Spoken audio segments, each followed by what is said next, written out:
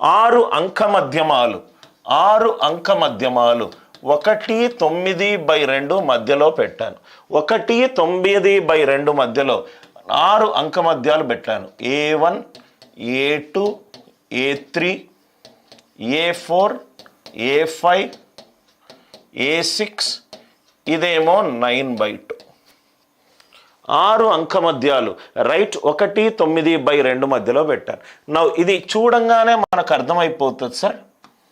1 నుంచి 9/2 మొత్తం గ్యాప్ 9/2 అంటే 4.5. 4.5 ఎన్ని గ్యాప్స్ ఉన్నాయి? 1, 2, 3, 4, 5, 6, 7.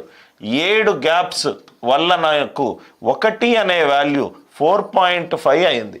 అంటే ఎక్స్ట్రా ఎంత పెరిగింది? 3.5 పెరిగింది.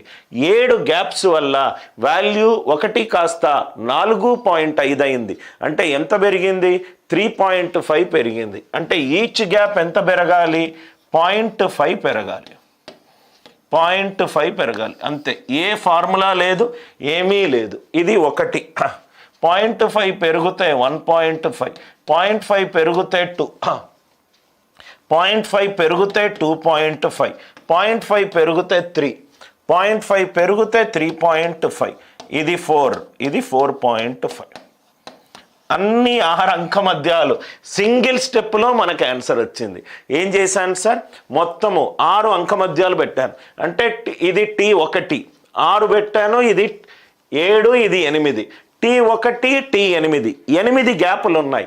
8 గ్యాపుల వల్ల నాకు 3.5 పెరిగింది.